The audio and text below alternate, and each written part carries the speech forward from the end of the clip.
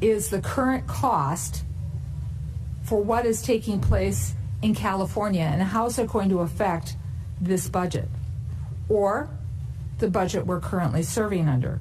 So in Los Angeles, we believe that ICE, which is a federal law enforcement agency, has the right to safely conduct operations in any state and any jurisdiction in the country, especially after 21 million illegals have crossed our border under the previous administration. ICE ought to be able to do its job, whether it's Minneapolis or Los Angeles. I have limited time. I asked a budget and they question. Are being, Could the Secretary please address the budget? Thank you. You asked about the situation in Los Angeles, and we believe ICE agents should be allowed to be safe in doing their operations, and we have deployed National Guard and the Marines to protect them in the execution of their duties, because we ought to be able to enforce immigration law in this country, unlike what Governor Walz did in 2020.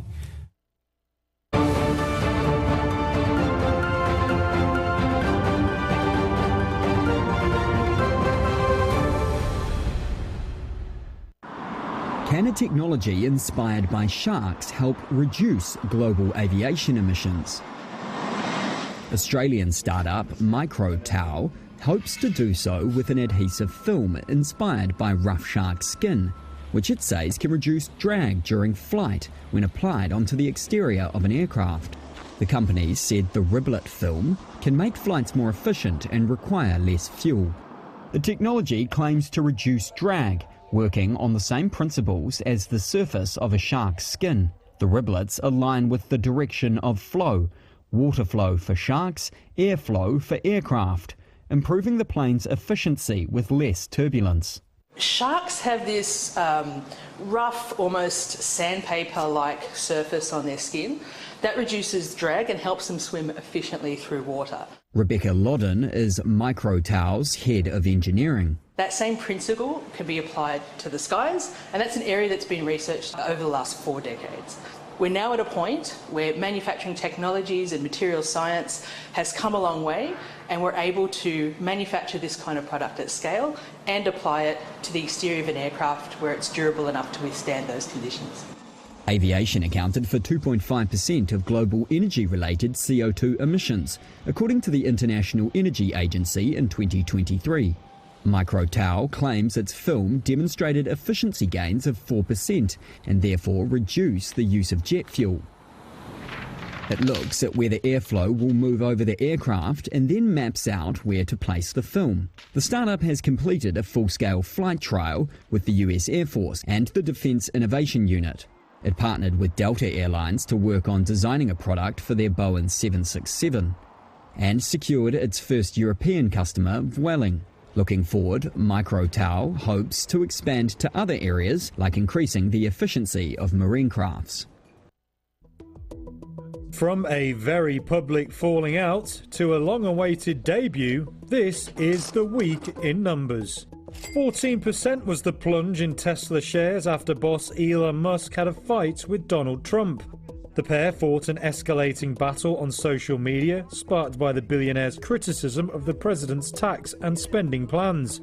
It ended with Trump rattling investors by threatening to cancel government contracts for Musk's firms. About $22 billion is the value of government contracts at risk for SpaceX if Trump goes through with his threat. The rocket firm has become the dominant player in public and private space launches. But cutting ties with SpaceX could put NASA in a tough spot, with the space agency dependent on Musk's company for rides to the International Space Station. 0.25 percentage point was the cut to rates by the European Central Bank. That took its total reductions to 2 percentage points since last June. Bank chief Christine Lagarde said the outlook for inflation was more uncertain than ever. This could be reinforced if higher tariffs led to lower demand for euro area exports and to countries with overcapacity rerouting their exports to the euro area. 7,000 is the number of jobs going at Procter & Gamble over the next 2 years. The consumer goods giant said the move was a continuation of current strategy, not a new direction.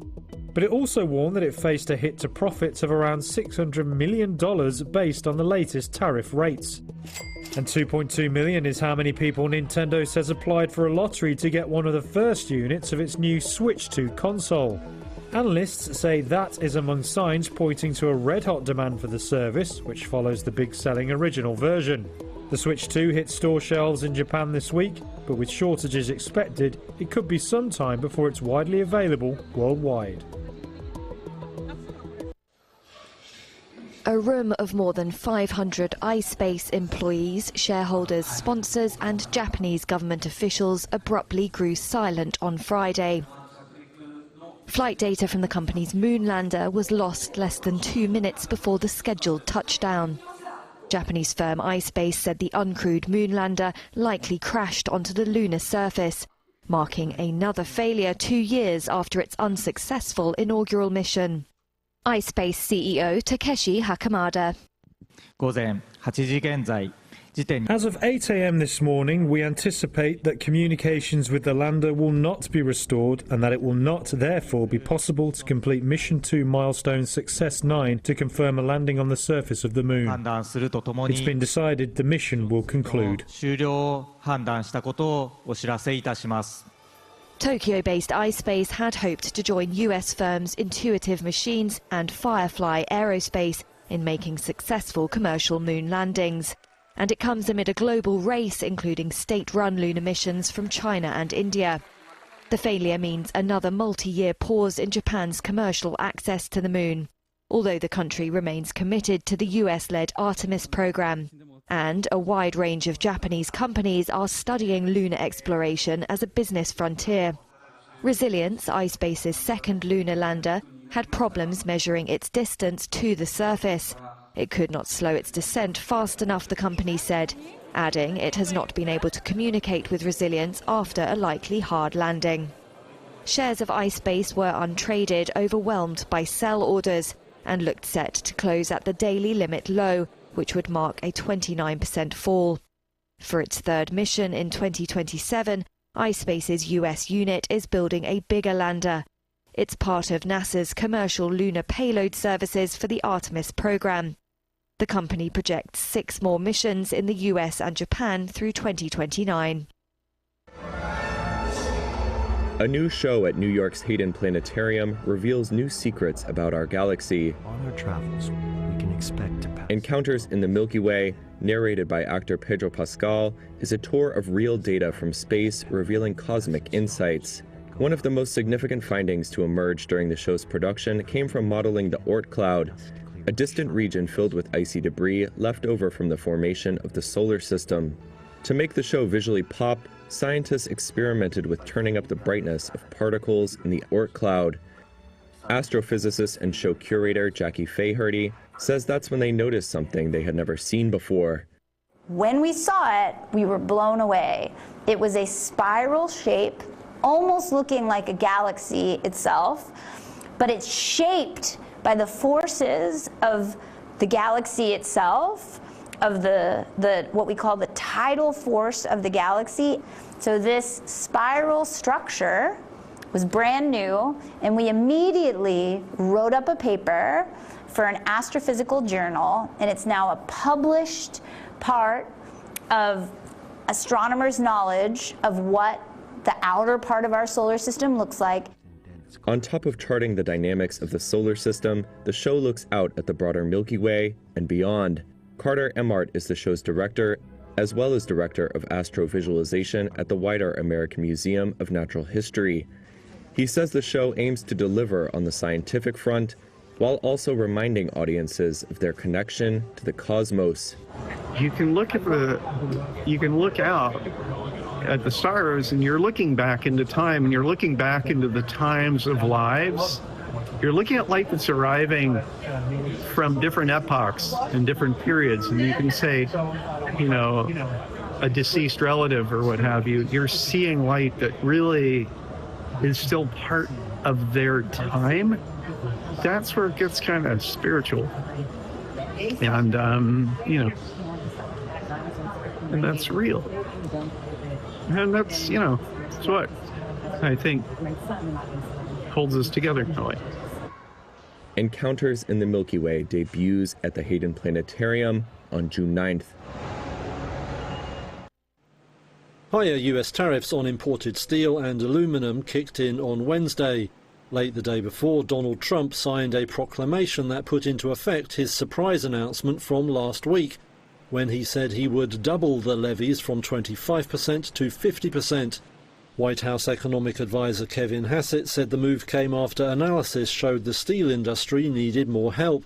The increase will apply to all trading partners except the UK, which is the only country to have struck a trade deal with the US. Its rate will stay at 25%, but the country is not a major exporter of metals to the US. Canada looks set to be hit hard by the new increase, however, as it's the top supplier of steel to America. And Mexico, another major exporter, said it would seek an exemption. Economy Secretary Marcelo Ebrard said the tariffs were unfair, as the US has a trade surplus in steel with Mexico. Wednesday was also the deadline set by Washington for nations to submit their best offers on trade. That's if they want to avoid Trump's hefty Liberation Day tariffs taking effect in 5 weeks. Those duties were imposed, then paused for 90 days to allow time for talks. The White House says it has sent a letter to trading partners reminding them of the deadline. It asks countries to list their best offers in various sectors, and says they will get an indication of the likely response within days. At issue for most nations is whether they retain the baseline 10% rate set for most shipments to the US, or face a sharp increase. Japan said it had not received any letter regarding the offer deadline.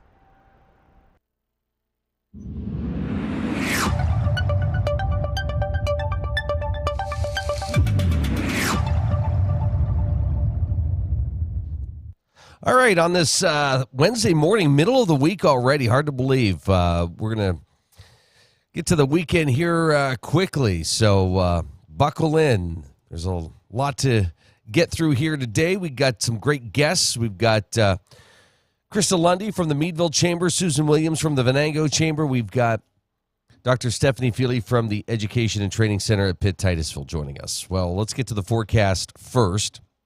And we got sunshine here today with temperatures nearing 80 degrees.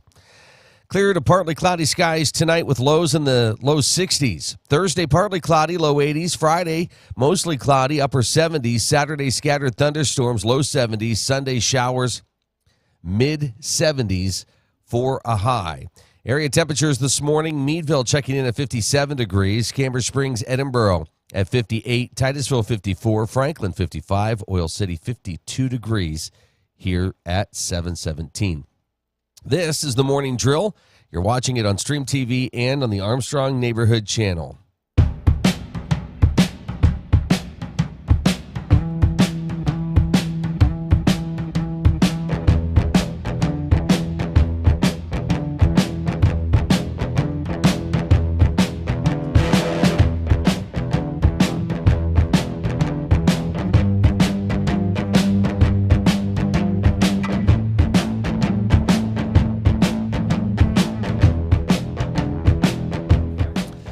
Right. Happy Wednesday. It is the 11th day of June already. Hard to believe. Well, Aaron Rodgers. Yes, Aaron Rodgers finally getting to Pittsburgh, getting to meet the guys, and finally addressing the media. And here's what Mr. Rodgers had to say. Yes, there's a new Mr. Rodgers in town. Here's what Aaron Rodgers had to say with his meeting with the media yesterday. Well, it's good. Good to be out here with the guys. Still learning the offense, but good to be in a jersey and cleats again. How long will it take you to get acclimated, you think, with the offense and the team? I mean, those are two different things. The offense, it's a lot of the similar terms from the Shanahan offense, so I got a lot of stuff already booked. There's a couple new words and different things formationally, but I'll have it figured out, in a couple weeks probably. Aaron, you visited here over 70 days ago. What made now the right 70? time? 70, yeah. It's been a little bit. What made now the right time to sign a deal and do here? I was dealing with a lot of things in my personal life, and some things improved a little bit where I felt like I could fully be all in here with the guys. Had a great conversation with Mike throughout the entire process, and Omar. But it's good to get that done and get behind us. Aaron, why was the Steelers the right fit for You know, I think it starts with Mike Tomlin. I mean, I've been a fan of his for a long time. Starting your own membership can feel like a big step. And to tap into the predictable revenue that memberships give you. All right, well, that's the start of the conversation. Here's some more of that conversation. There's a few iconic franchises in the NFL. I played for one of them for 18 years. This is another one of those. There's something special about, obviously, this area. So many great quarterbacks are from Pittsburgh. I feel like Pittsburgh has been a part of my career from the beginning.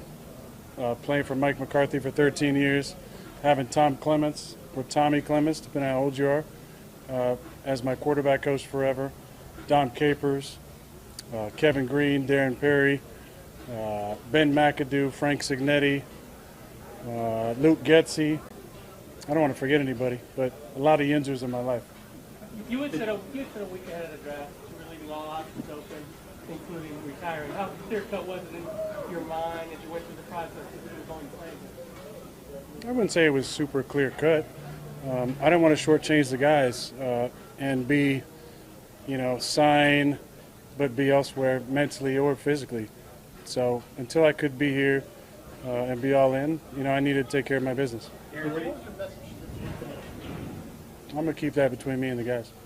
Kim Hayward talked on the podcast this morning about how important it would be to bring This morning? This morning. Yeah, no, nice. But he talked about the leadership that you could bring to the offensive side of the ball and how that'll be very important. How much of that was the conversation when you first talked to the team about what you can be as a leader? Well, I think I just want to be a servant leader here and just pass on the knowledge that I have with 20 years, the experience, and just try and fit in with the guys, get to know them, let them get to know me, and just enjoy the process.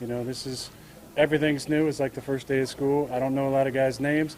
They don't have names on the back of the jerseys here. They don't have names on the doors in the meeting room. So I literally walk out of the locker room lost, try and grab somebody. Hey, where am I going?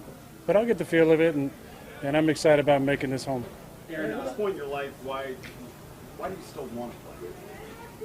Yeah, I think that's what it is. Like, I don't need it for my ego. I don't need it to keep playing.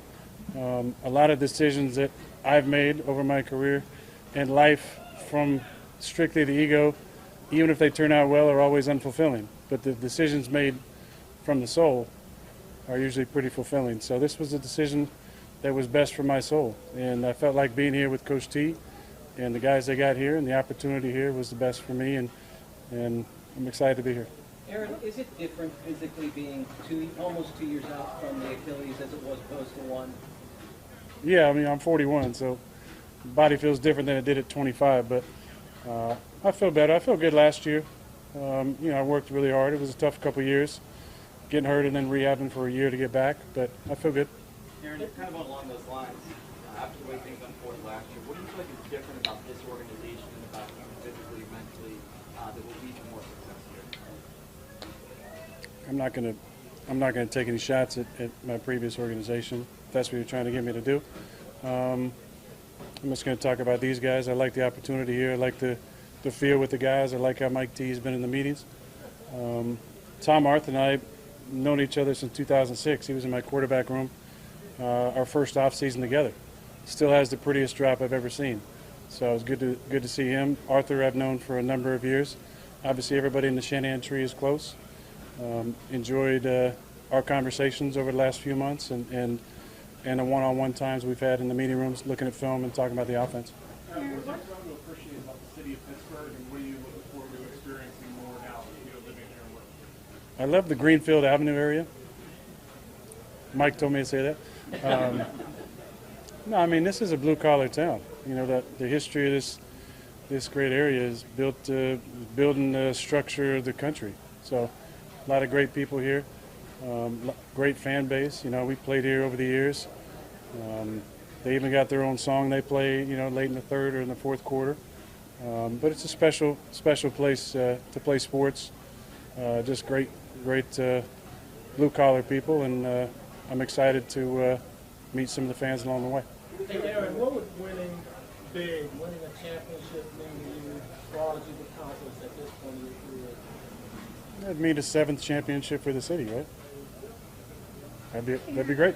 Is there, internally though, is there drive for you that motivates you in terms of pursuing that? I have a lot that motivates me, but this is about the love of the game that's given me so much over the years, and making peace with a nice long career. Aaron, you mentioned the Shanahan offense a couple times. Is the familiarity already with this system part of what made this an attractive destination? I mean, that was part of it. Yeah, I mean, I liked Arthur. Obviously, I've known Tom forever. A big attraction was Mike Tomlin. I've gone against him over the years. The way that the conversations went between him and I, between whatever it was in March or April, and the last Sunday when I called him, was some of the coolest conversations I've had in the game. Definitely with the head coach. So he's a big reason I'm here. I believe in him and excited to play for him. What about him makes you feel that way? Why do you say these things about Tom? What has he kind of shown you or rubbed off on you? Well, I mean, we've had some great conversations, and I just appreciated the way that he treated me throughout the process. What do you know of DJ Metcalf and Pat Barnum's game that makes you excited to work with them as pass catchers? DK's been blowing me up for a while. We got to get together out west, but I've gone against him a number of times. He's big, athletic, fast, got great hands, ball skills. But the thing that really excites me the most is his character. I think he's a high character guy. I was teasing him the first conversation we had. He said, "Yes, sir," like 10 times. I said, "Is that because I'm 41?" He said, "No, that's how I talk." So I like his whole personality and his approach and the way he is on the field, his professionalism. Pat's been blowing me up mostly on DMs and on the gram, but I've had respect for his game for a while too.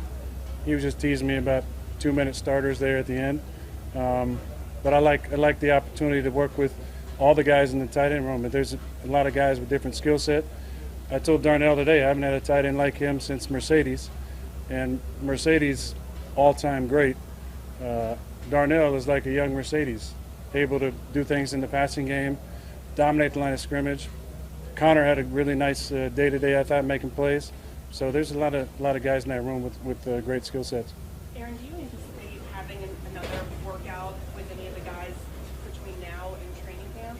I do. I just got to get him. I got to try and convince him to come out to Malibu, California. It's going to be a tough sell, I think.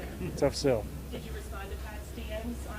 I did. Yeah, I did. Aaron, did you do your meeting here earlier in the year? Did you leave with any material just to study what they do or anything like that? No, I just got in my Malibu and took off. Aaron, as you go through your process this offseason, how much do you consider maybe other organizations as you weighing all your options, or when you decide that you were going to return the season to Pittsburgh, really, the choices you have? I mean, I think there was conversations with other organizations for sure, but again, the rapport that fell in between me and Mike made it to where, as I was going through my personal stuff, there wasn't any other option for me. It was here and not play. Aaron Rodgers addressing the media yesterday. It is so odd to see him in a Steeler outfit, but here we are. But you have to say, it's kind of exciting that Pittsburgh and our region getting a lot of attention between this, the U.S. Open this week. There's just been a lot of positive things happening here in Western Pennsylvania, and it's great to see. So, yeah, we'll see how things play out. It was interesting to kind of see what people were saying online to some of the stuff, because at first there was a lot of, I think, hate towards having Aaron. I wasn't jumping up and down to have Aaron Rodgers join the Steelers, but I think he said some of the right things there. Real quick, Major League Baseball, and sticking with the Pirates, they fell to the Marlins 3-2, but the Pirates overall the last couple weeks, last month, have been playing so much better. Detroit over the Orioles 5-3. Reds beat the Guardians 1-0. Now today you got the Pirates and Marlins at 12:35 this afternoon, so an early start for them. Cubs and Phillies today, Reds and Guardians at 1:10 if you're a Cleveland fan. We're coming up on 7:30 here this morning. We will recap the latest headlines here this morning. Going to be a warm one, going to be a great day today. We are looking at temperatures around 80 degrees with lots of sunshine.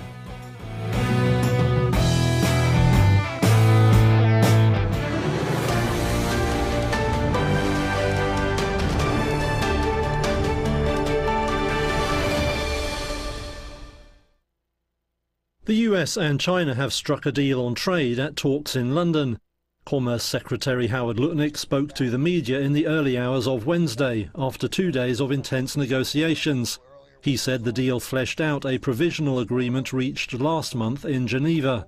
So the idea is we're going to go back and speak to President Trump and make sure he approves it.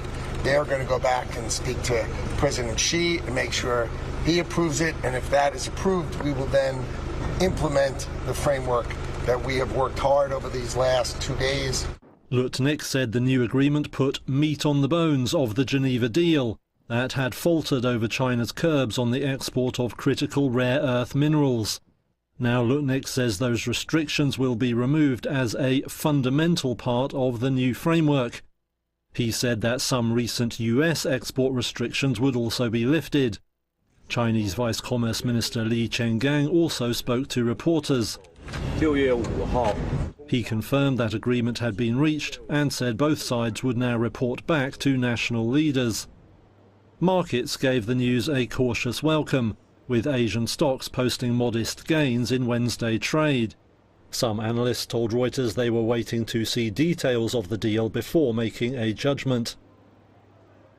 I wanted to let the city know that I have declared a local emergency and issued a curfew for downtown Los Angeles to stop the vandalism, to stop the looting. Many businesses have now been affected by or vandalized.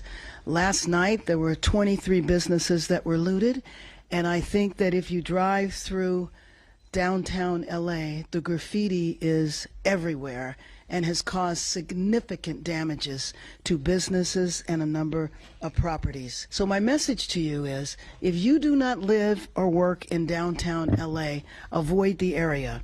Law enforcement will arrest individuals who break the curfew, and you will be prosecuted. Hundreds of officers from police and sheriff departments from across the region and state are working alongside LAPD through a unified command structure. The curfew will be in place tonight from 8 p.m. until 6 a.m.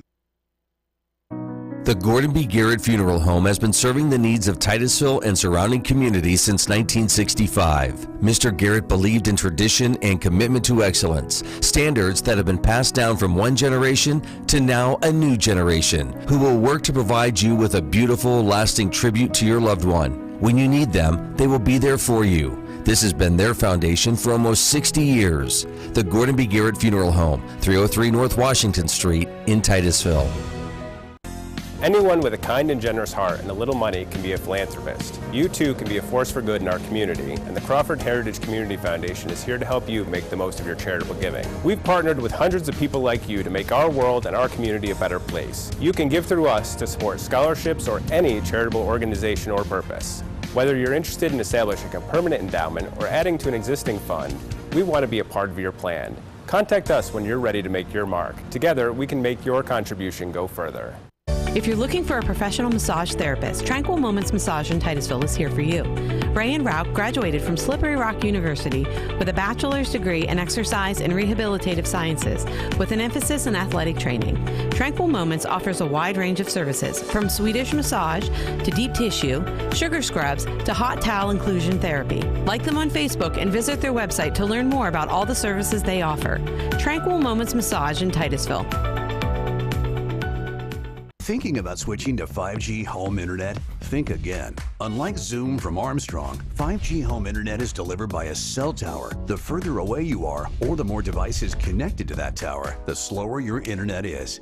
Cell phone providers also play favorites. When their network gets busy, cell phones win, and your home internet pays the price. Stick with Armstrong to get more data, more speed, and internet whenever you need it, not whenever they want. Armstrong, keeping you connected.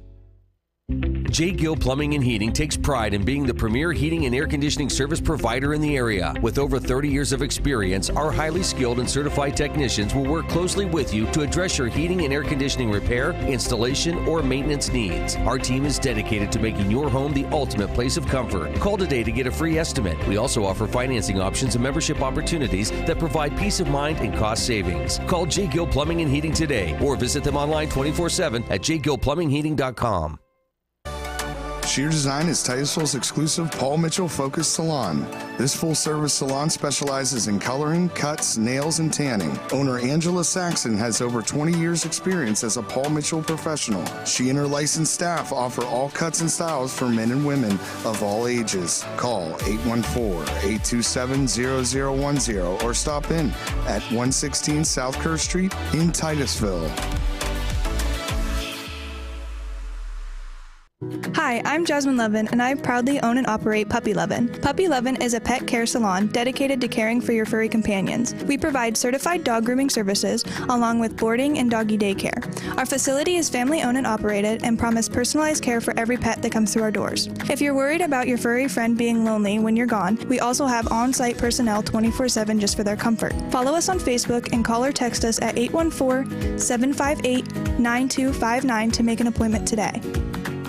Share the fun of train travel and relive our country's oil history as you ride the OC&T through the valley that changed the world. Learn about the past while traveling on vintage cars. See a variety of wildlife with stops at Drakewell Park, Petroleum Center, and Oil Creek State Park. Arrive early and see the vast collection of train and railroad memorabilia at Perry Street Station. After the ride, enjoy a night's stay at the Caboose Motel. For seasonal specials or for more information, visit octrr.org or call 814-676-1733.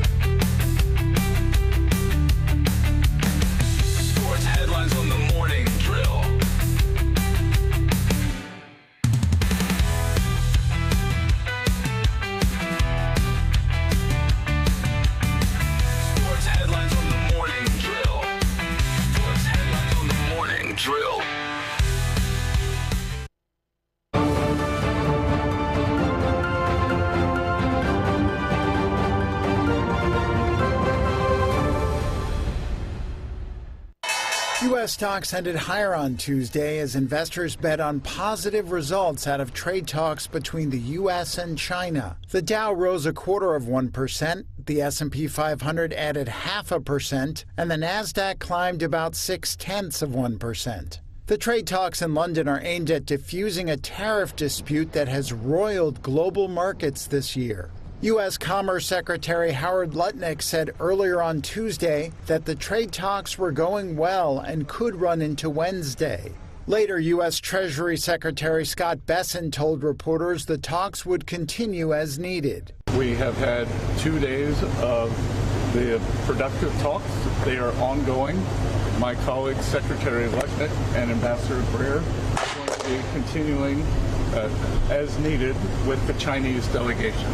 So thank you very much. Are we going to have a deal tonight? With investors betting the U.S. will reach trade agreements that reduce Trump's steep trade barriers, the S&P 500 is now trading just below its February record highs. Michael Landsberg, Chief Investment Officer with Landsberg Bennett Private Wealth Management, says companies continue to perform well despite the tariff concerns.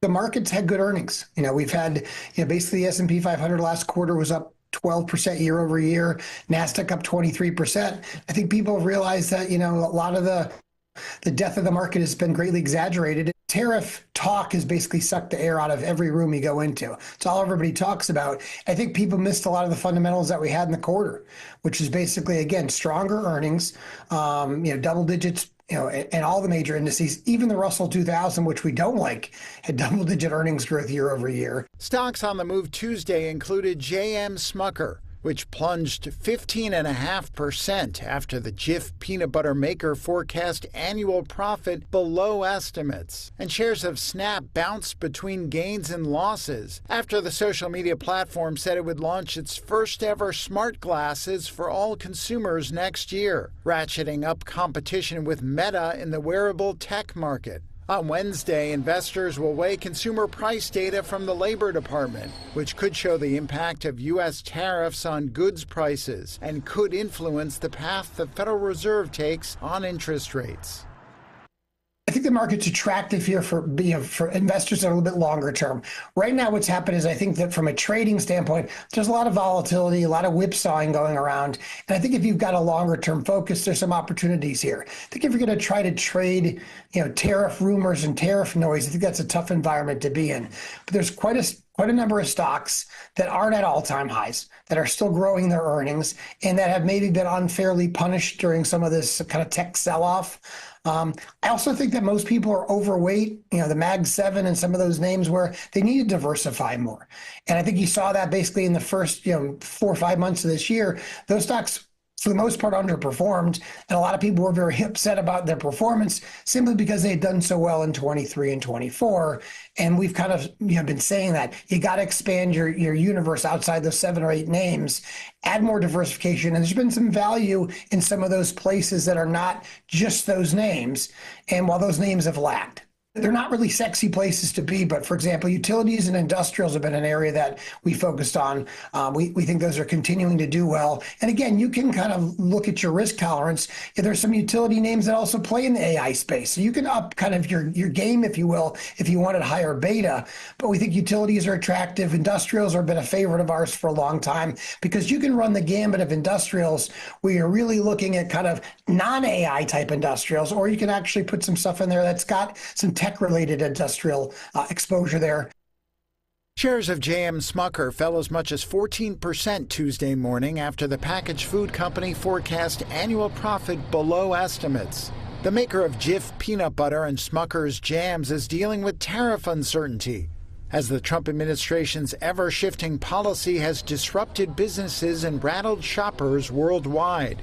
Packaged food makers, including J.M. Smucker, have been raising prices to counter higher costs of commodities, such as green coffee, which have hurt their sales. The company, which owns coffee brands including Folgers, purchases about 500 million pounds of green coffee annually, the majority of which is imported by countries affected by U.S. tariffs, such as Brazil and Vietnam. CEO Mark Smucker said that, quote, "The current U.S. tariff impact on green coffee is our largest exposure that we will manage on top of navigating record high costs for the commodity." Smucker said the company will increase prices across its coffee portfolio in its first and second quarters. The company also posted quarterly net sales that missed estimates, hurt by declines in its pet foods, baked snacks, and spreads businesses.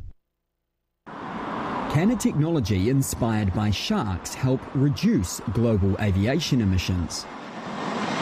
Australian startup MicroTau hopes to do so with an adhesive film inspired by rough shark skin, which it says can reduce drag during flight when applied onto the exterior of an aircraft. The company said the riblet film can make flights more efficient and require less fuel. The technology claims to reduce drag, working on the same principles as the surface of a shark's skin. The riblets align with the direction of flow, water flow for sharks, airflow for aircraft, improving the plane's efficiency with less turbulence. Sharks have this rough, almost sandpaper-like surface on their skin that reduces drag and helps them swim efficiently through water. Rebecca Loddon is Microtow's head of engineering. That same principle can be applied to the skies, and that's an area that's been researched over the last 4 decades. We're now at a point where manufacturing technologies and material science has come a long way, and we're able to manufacture this kind of product at scale and apply it to the exterior of an aircraft where it's durable enough to withstand those conditions. Aviation accounted for 2.5% of global energy-related CO2 emissions, according to the International Energy Agency in 2023. Microtow claims its film demonstrated efficiency gains of 4% and therefore reduced the use of jet fuel. It looks at where the airflow will move over the aircraft and then maps out where to place the film. The startup has completed a full-scale flight trial with the US Air Force and the Defense Innovation Unit. It partnered with Delta Airlines to work on designing a product for their Boeing 767 and secured its first European customer, Vueling. Looking forward, Microtow hopes to expand to other areas like increasing the efficiency of marine crafts. Business is booming at OpenAI. The ChatGPT maker said Monday that revenue had hit an annual rate of $10 billion as of June. That excludes large one-time deals and licensing payments by major backer Microsoft. Overall, it leaves OpenAI well on track to hit a target of $12.7 billion in revenue for 2025. That suggests it's far ahead of competitors in generating money, though they too are seeing gains. Rival Anthropic recently surpassed $3 billion in annualized revenue. But the pace of change is striking at OpenAI, which lost about $5 billion last year, and that's helping drive lofty valuations for the firm. In March, it said it would raise $40 billion in a new fundraising round led by Japanese investor SoftBank. The deal valued OpenAI at $300 billion. Since launching ChatGPT in late 2022, the outfit led by Sam Altman has rolled out a bevy of subscription offerings. By the end of March, it claimed to have 500 million weekly active users. At Yosemite National Park in California, the workforce is stretched so thin this season that nearly all staffers, including scientists, are required to take turns checking people in and cleaning campground toilets, according to 2 people familiar with conditions there. It's a reflection of a severe shortage in national parks across the country, which have been under budget and understaffed for years, but has been made worse by cuts to the federal workforce by President Donald Trump and the Department of Government Efficiency, a key player in Trump's drive to slash federal jobs. Kristen Brengel is a senior executive for the National Parks Conservation Association, or NPCA, a watchdog advocacy group. Yosemite did not have enough staff people to keep those campgrounds open, so they're pulling from every sector of the park to clean toilets and keep those campgrounds open. And so that's going to be an area of potential struggle for the Park Services to maintain those reservations that people have all summer long. The National Park Service has lost 13% of its 20,000-strong workforce since Trump took office in January, according to the NPCA. The group attributes much of the drop to job eliminations and staff-taking buyouts offered by DOJ. The Trump administration has not provided its own figures. The National Park Service said in an email to Reuters that park staff may be asked to take on extra roles to keep parks safe and open. Trump's deputy White House press secretary told Reuters the parks will be in pristine condition for visitors and that Trump is, quote, ensuring agencies across the country run more efficiently while preserving great services for the American people. Despite a public pledge by Interior Secretary Doug Burgum to hire 7,700 park rangers on a seasonal basis this summer, the MPCA has information showing only 3,300 had been hired as of May 13th. Bringles said the difficulties some parks have experienced in hiring and retaining sufficient numbers of rangers and search and rescue personnel presents safety risks. You're seeing the parks more aggressively posting advice to visitors to bring more water, make sure they have the right gear, don't test their bodies this summer, like do hikes and recreational activities that you think you can handle. And the reason that they're posting that isn't just to give good advice, it's to also because they're worried about whether or not they're going to be able to get to people in a timely way to help them. While Americans are increasingly divided on a range of key issues, the vast majority cherish the parks as national treasures and beloved, affordable vacation getaways. Last year, national parks welcomed more than 331 million visitors, a new high. What's going on? How you doing? How have you felt that you've played so far going through these games? How I feel like I played? I know every day there's room for improvement in a lot of different areas in my game, so I never feel, I would say, full. I would say I'm always hungry. And it's a lot of aspects in football that you could get better at. It's weight room, it's knowing the plays, it's physically, it's throwing different. You can always get precise on more things, so I feel like I put in my day's work, but I know I'm far from where I want to be. Tommy Reese talked about so when you first walked in the door right before rookie minicamp there to where you are now, where do you think you have grown the most?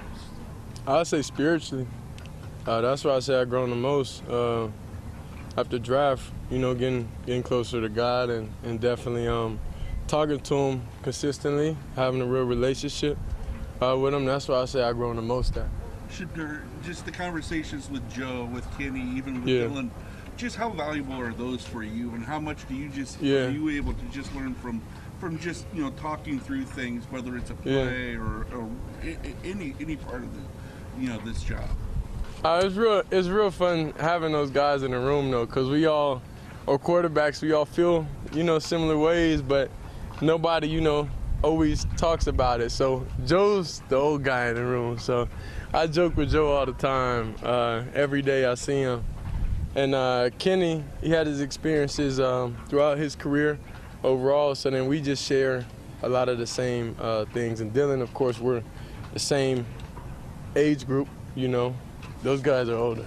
So me and Dylan, we're the same age group, so we just talk about experiences, you know, just in college and everything so far. Shador, what kind of jokes do you crack with Joe? It seems like you got him to smile a couple times out there during practice. Yeah. I mean, I can't tell him all my jokes now. I can't tell you all my jokes, but like whenever you see them or they mic'd up or anything like that, all that stuff is real. That's real questions, but I don't know, because it be a spur in the moment, you know, and then like after that, then okay, it's time to lock back in. Like our minds are always consistently and constantly moving, so I honestly don't even remember what we talked about on the field, honestly. And on that note of locking in, it seemed like right as y'all were going over to the sideline for film review, Joe was giving you some pretty detailed advice on something. What was he walking you through? Do you remember? Just how to get through the reads quicker and those type of things. And I asked him, I was like, hey, like, let me know what you think, like what I need to do.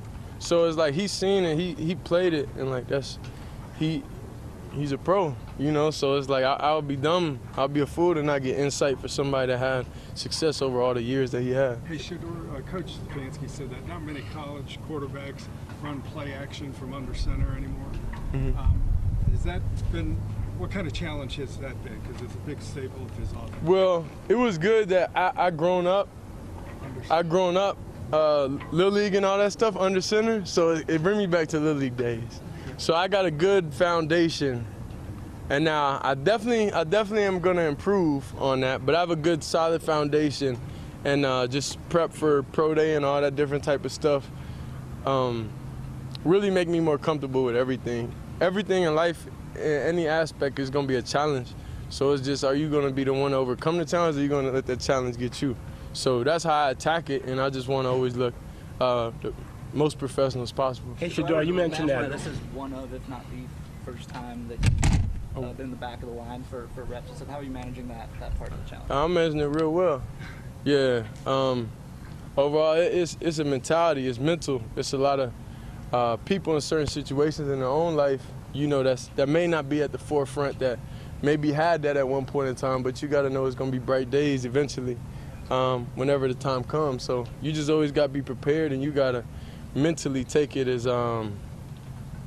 just an experience, for and anything in life, you got to go through different things so you can understand the message that, God's trying to give you. So that's why everything I'm way more grateful for, just to come out here, to be able to throw the ball around and just be able to get on the field. Like, everything off the field, it is what it is, but everybody know when it's time to get on that grass, then you know who I am. Shador, when you just mentioned what your goal is for this first off-season workout program and your first training camp, there's obviously a lot of talk about, like, well, can you be the starter as a 5th-round pick? Like, will you make the team? Like, what is your goal when we get to September and the games are really getting played in the roster?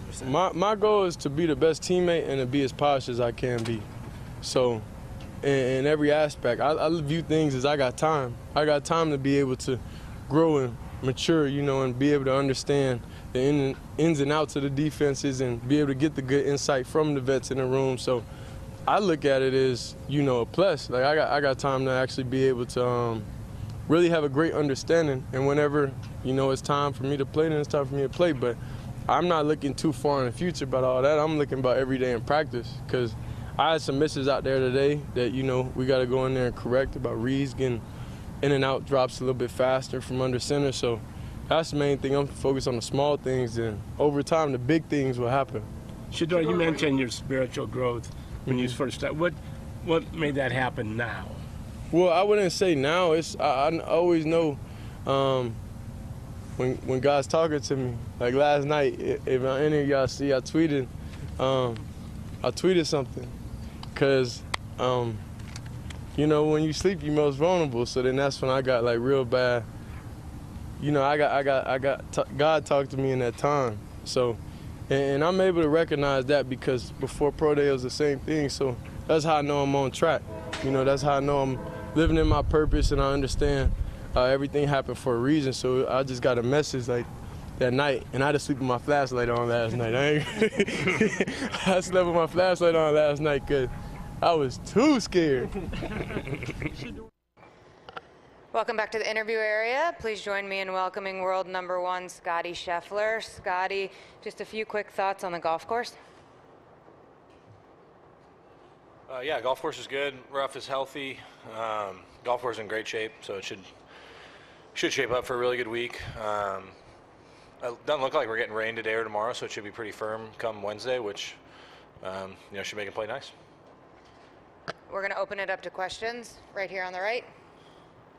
Scotty, just wondering what memories you have of being here, almost a decade ago, sister on the bag, playing well, just what you remember.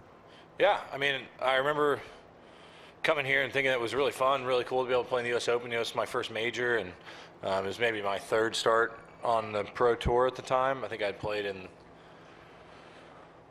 the Byron Nelson once and then St. Jude once, FedEx St. Jude, and then so it was a very cool experience. I played a practice round with Dustin and Brooks. I felt like I learned a lot from those guys at the time, and it was definitely, made me excited to try and get out here for real, because it was a pretty fun week. Obviously, I had a pretty good first round. I didn't play as good in the second. That was a tough pill to swallow, missing the cut by 1. But what I really remembered was come back the next year, and I think I made like a putt on 18 to get into a playoff and qualifying, end up getting through the playoff and qualifying, and then coming in and finishing low am. That was something I kind of marked on my calendar, something I wanted to get back and try and do, because I was pretty disappointed the way it ended for me here 9 years ago, and so it was nice to kind of bounce back and have a better week the next year. Center left, King. Scotty, I wanted to ask you about an interaction you had on hole 8 today in your practice round. So obviously both you and Sam hit driver, but it looked like Noah Kent hit a 3-iron, and Sam said something like, this is making us feel bad about ourselves. But can you just talk us through that hole and what y'all were chatting about? Well, Noah has got this 3-iron that he carries like 270 in his bag. It's something I think he had built this week, and could be a bit of a fairway finder for him. We were kind of messing around because Sam and I both grabbed driver and Noah grabbed his 3-iron. And then he asked his caddy if it got to the green, and I was like, absolutely not. No way that got to the green, even though I think it did, but I wasn't going to tell him that. Yeah, Scotty Scheffler addressing the media yesterday. We'll have more on the U.S. Open tomorrow as the first round will get underway before 8 o'clock tomorrow morning. Sunshine today, temperatures around 80, clear to partly cloudy skies tonight with lows in the low 60s. And Thursday, partly cloudy skies with temperatures in the low 80s. Yeah, we'll take it. Coming up on 8 o'clock this morning, our third hour will continue online. And great local programming continues on the Armstrong Neighborhood Channel. This is the Morning Drill.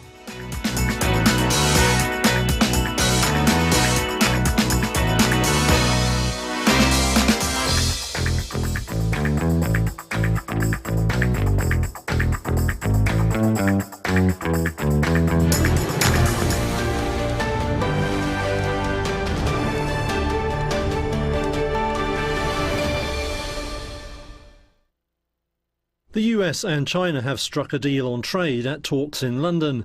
Commerce Secretary Howard Lutnick spoke to the media in the early hours of Wednesday after 2 days of intense negotiations. He said the deal fleshed out a provisional agreement reached last month in Geneva. So the idea is we're going to go back and speak to President Trump and make sure he approves it.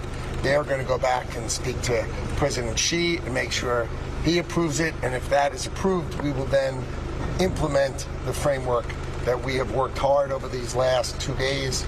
Lutnick said the new agreement put meat on the bones of the Geneva deal that had faltered over China's curbs on the export of critical rare earth minerals. Now Lutnick says those restrictions will be removed as a fundamental part of the new framework. He said that some recent US export restrictions would also be lifted.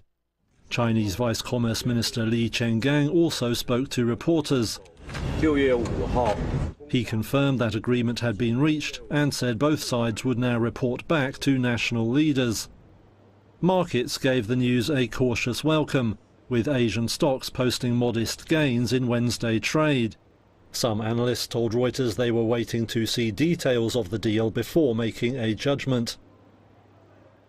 Vehicle shopping? Make sure you check out Titusville Ford first. Shop our amazing selection of new and pre-owned cars, trucks, and SUVs in stock. Visit us on Route 8 in Titusville and see why our customer service is a cut above the rest. Titusville Ford, your hometown dealer. Vanderhoof Heating and Air Conditioning provides residential and light commercial air conditioning services throughout the area. They understand the importance of your cooling system working properly. That is why you can trust in Vanderhoof to do the job right. Whether it's a non-working air conditioner, yearly maintenance, or a new install, you can be assured that we will solve your problem quickly and efficiently. Your home's air conditioning system is far more than just temperature. It's a complete comfort system that combines temperature, humidity, air quality, and above all, safety. Vanderhoof Heating and Air Conditioning in Titusville. Marsh Home Center Furniture, Appliances, and Bedding is located at 305 East Spring Street in Titusville. Marsh Home Center welcomes you in to explore their growing inventory of name brand furniture, appliances, and bedding. Need something not currently in stock? No problem. Order from Marsh's online catalog and have it delivered right to your door. Visit Marsh's to see their entire showroom, ask questions, see what items are on sale, or just stop in and say hi. Marsh Home Center Furniture, Appliances, and Bedding, behind Giant Eagle in Titusville. Looking for expert orthopedic care? Dr. Charlie Gates, a trusted name at Titusville Area Hospital, can help you regain mobility and a better quality of life. With years of experience and a passion for personalized care, Dr. Gates specializes in treating a wide range of orthopedic conditions. Whether it's joint pain, sports injuries, or orthopedic surgery, trust Dr. Charlie Gates at Titusville Area Hospital for your orthopedic care. Call 814-827-9770 today to schedule your appointment. Welcome to Inspire Med Spa, the place you know and love for massages, Botox, laser resurfacing, and semi-permanent makeup. Now we're offering even more, including laser hair removal, tattoo removal, and hair rejuvenation. Our team is here to provide expert care in a peaceful, luxurious environment designed with your relaxation in mind. And with our newly added services, now you can get all your beauty services in one place. Visit Inspire Med Spa today, because you deserve to look and feel your best. Interstate Pipe and Supply takes pride in providing superior customer service. That's why our dedicated employees are well trained and have the experience to offer friendly, quick, and reliable service and support. Need materials delivered to your job site? No problem. Interstate offers fast delivery from our 4 locations in Western Pennsylvania. We also serve Eastern Ohio, Northern Western Virginia, and Western New York. Service means business at Western Pennsylvania's premier pipe and supply company, Interstate Pipe and Supply. Whether you want to go and lead in your craft in the trades, whether you want to go and be that nurse or medical worker and have a real impact on lives, or whether you want to go and help that business improve its bottom line, this is the place. And now is your time to go with confidence, to go with skill, to go succeed. The Education and Training Center at Pitt-Titusville.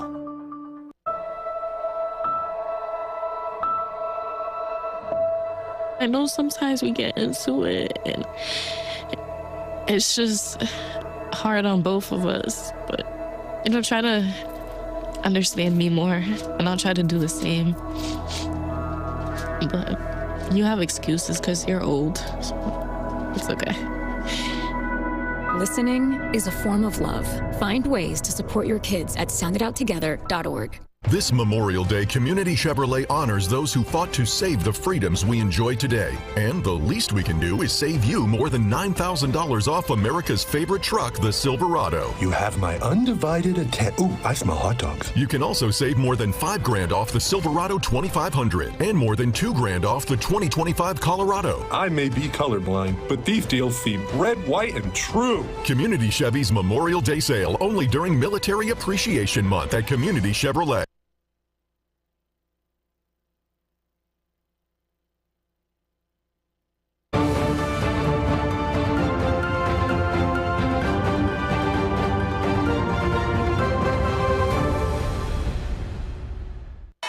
U.S. stocks ended higher on Tuesday as investors bet on positive results out of trade talks between the U.S. and China. The Dow rose 0.25%, the S&P 500 added 0.5%, and the Nasdaq climbed about 0.6%. The trade talks in London are aimed at diffusing a tariff dispute that has roiled global markets this year. U.S. Commerce Secretary Howard Lutnick said earlier on Tuesday that the trade talks were going well and could run into Wednesday. Later, U.S. Treasury Secretary Scott Bessent told reporters the talks would continue as needed. We have had 2 days of the productive talks. They are ongoing. My colleagues, Secretary Lutnick and Ambassador Greer, are going to be continuing as needed with the Chinese delegation. So thank you very much. Are we going to have a deal tonight? With investors betting the U.S. will reach trade agreements that reduce Trump's steep trade barriers, the S&P 500 is now trading just below its February record highs. Michael Landsberg, Chief Investment Officer with Landsberg Bennett Private Wealth Management, says companies continue to perform well despite the tariff concerns. The market's had good earnings. We've had, basically the S&P 500 last quarter was up 12% year over year, NASDAQ up 23%. I think people realize that, a lot of the death of the market has been greatly exaggerated. Tariff talk has basically sucked the air out of every room you go into. It's all everybody talks about. I think people missed a lot of the fundamentals that we had in the quarter, which is basically, again, stronger earnings, double digits, and all the major indices, even the Russell 2000, which we don't like, had double-digit earnings growth year over year. Stocks on the move Tuesday included J.M. Smucker, which plunged 15.5% after the Jif peanut butter maker forecast annual profit below estimates. And shares of Snap bounced between gains and losses after the social media platform said it would launch its first ever smart glasses for all consumers next year, ratcheting up competition with Meta in the wearable tech market. On Wednesday, investors will weigh consumer price data from the Labor Department, which could show the impact of U.S. tariffs on goods prices and could influence the path the Federal Reserve takes on interest rates.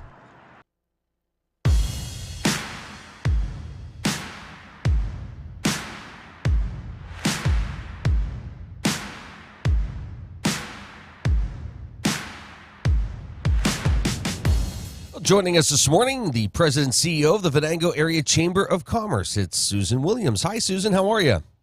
Good morning. I'm good. I'm fresh off my trip to Harrisburg. I don't know if you talked to Christa this morning yet, but we had a really good 2 days with our colleagues all down on Capitol Hill. That's wonderful. What's the goal when on a trip like that? Well, I think, one is just to keep us closely connected with our legislators. In our case, we are. So we see a lot of Representative James and Senator Hutchison.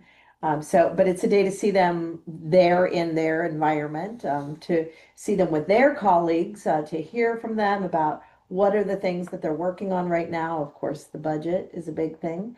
To hear those things in the context of the entire state. So we are with chambers from all over the state, small chambers, big chambers, chambers that serve rural populations, and those that are located in the Pittsburgh areas and Philadelphia's and some of the more populated areas. So it's a really good chance for us to hear and reflect and ask questions of what the priorities in Harrisburg are right now and how they relate back to our members. For most of us, another priority is just to connect with other chambers, our friends and those across the state who may have things that they can help us with, we can help them with. We all work together very well, and very much through the state chamber. It's I don't want to say unique, but it's special in our area because you'll have a chamber event, and most of the time you'll see one of our or both of our local representatives there in attendance, or school board members or city council members. Everybody's very supportive. And indeed they are. In fact, we saw Gavin yesterday. We were in the rotunda, and he came up and shook our hands, and we didn't get a picture. We said, we should have taken a quick minute and grabbed a picture with him.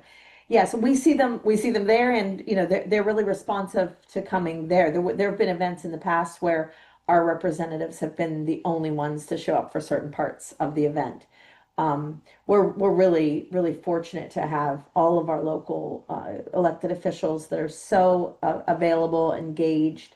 So yeah, we really appreciate that and try really hard not to take it for granted. We fear sometimes that we forget that not everyone else is as fortunate as us. Well, that also goes into that expertise that you provide, your chamber members. So when they call you up and say, boy, I'm having a problem with this, and it maybe isn't in your wheelhouse, but it maybe blends on the political side of things, you have these relationships with our representatives or with people, serving on boards that can say, hey, yes, let me see what we can do to help.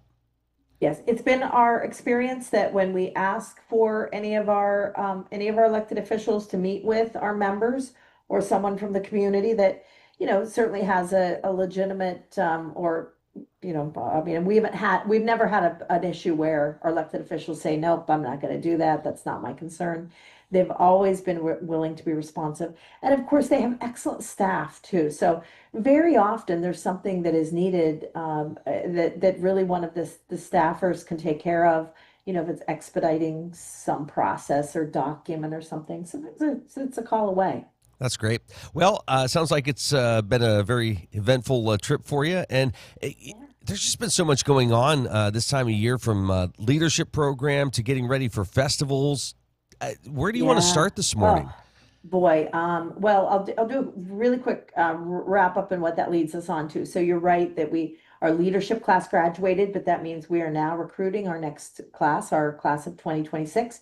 We have several applications in hand. We have several people that have told us that applications are coming, and we know we still have room in the class. We'd like to top out around 20. Any more than that, we're still a young class. We're still figuring out how to manage, a room full of leaders. But there's room. This year we graduated 16, and that's actually a beautiful sized class. So we are taking those. The school year has ended, and there was a real surge of activity here in our office at the end of the school year as Kat and Hannah went out and met with students to make sure that they were ready for their Venango Ready certifications, and then to go to their graduation or award ceremonies and honor them with their Venango Ready certification. So now is the time we want to start talking to students and to employers about why that's important, and you know, how employers talk to the students that they're have working with them this summer about what that means to be Venango ready, and then get new students ready to be enrolled next year, or some of those who are already participating. So those are ongoing.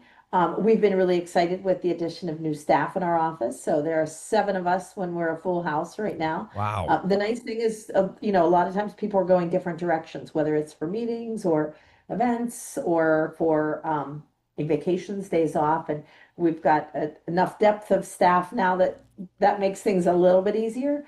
But we added Hannah Plowman, of course, to our full-time staff. And then we have 2 interns that have joined us in the last few weeks, Olivia and Jordan. Jordan just started on Monday. So we're in that orientation phase where we're getting them used to us and us used to them, and excited to put them to work. So the very next event is tomorrow night. We have a mixer at Life PA here in Oil City. So if you want to join us and you haven't yet registered, you can let us know. We have a golf outing in a couple weeks. So we're not quite full, but we're getting there because we top off at 26 teams and we're getting close. We also have the trade show that morning. So we invite anyone and everyone free to attend. Come and visit with our members who have set up tables. There's still room if you'd like to be one of those that are setting up a table. It's a great little networking event before the golf outing. And then Oil Heritage Festival and Cranberry Festival. But Oil Heritage Festival plans are well underway. All right, let's backtrack a little bit to the internship. When do you start preparing for your interns? And I'm asking these questions because I think there's a lot of businesses that say, yeah, it'd be great to have an intern. Maybe they bring them in and they sit there and they go, I don't know what to do. They don't prepare for that. So when do you start the preparation, and are you available for advice if a company has questions? Absolutely. So there's 2 parts. I just had someone call a few days ago and say, hey, we'd love to have a summer intern. How do you do that? Well, you start much sooner. So it can be very difficult to find an intern this late. Most students who are really looking for an internship start looking around the holidays. So I think beginning to consider back around Christmas or first of the year, the first couple months of the year, that you want an intern, and prepare a job description. So that's the very first step. What are you going to have an intern do?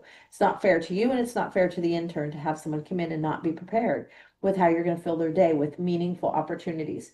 An internship should be a learning opportunity. So they should leave with new skills or experience that they didn't have coming in. Most employees are that way, but internships should be even more intentional. If it's a paid internship and you need some help with the financial end of it, there are places you can look. We had a hard time finding that this year, but there are places that might be able to help with paying for an internship. But you need to start seeking those out early as well. And then I think what you're really going for is, what do you do the day, the week or 2 before they come in?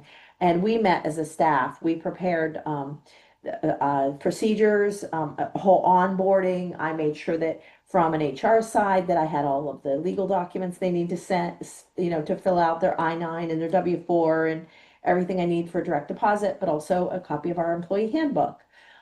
We had welcome letters to them. We had each of our interns are kind of working directly for another staff member who made sure that they had their favorite drink waiting for them when they came in, their favorite cup of coffee, and just a few things. We ask them, what do we need to know about you? What's a good day look like? What's a bad day look like? What's how are we going to best communicate with you? We make sure they have the phone numbers of all of our staff, so if they need to get a hold of everyone, do they have keys and access to passwords? And we prepare for our interns the same way we prepare for any new employee. So we invest a good bit of time into it so we can make that a really meaningful experience. We want them to leave knowing that when they get to a time where they're welcoming someone onto their staff, they're prepared, that they've had a good experience, a good model for what that looks like. That's great. And again, you've always said, if anybody has questions on how you do it or what advice you would have for them, call. And again, it's probably, we're into that maybe too late to territory, but you never know. It's never too late to do things right. So, if you've got an employee that's been working for you for 3 or 4 years and you still haven't asked them, what their favorite cup of coffee in the morning is, or what matters to them, there's always time to say, hey, I know we haven't done this, but we're gonna take a look at the culture of our workplace, the culture of our office, and we're gonna do it in baby steps, and ask a little forgiveness, and what do you need to make your experience more valuable here working for us? How can we make sure that not only are you more productive and valuable to us, but that while you're here, you feel good about what you're doing. So I think anytime, but internships are really a great time for a little trial and error for both the intern and the worker. Yeah, that's great. Is it strange to think that Oil Heritage Festival is next month? You mean tomorrow? Yes, that's what we keep saying. Everything's like tomorrow. It is strange to think about. We're very, very happy that all of our partners in the community have been great about letting us know what they're doing.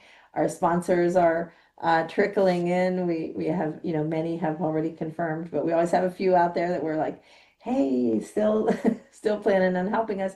And we know that there are people that have perhaps never been involved in either sponsoring, supporting, donating things to the basket raffle, participating in any way with the festivals, and we'd be happy to help match up what's best for them.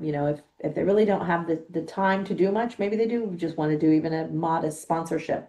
If they're like, no, we're all in, we want to help with an activity, we can find volunteer opportunities or, have them help us with something. So it is time to be having those conversations. We've been having some meetings. We've been doing them on Zoom so far.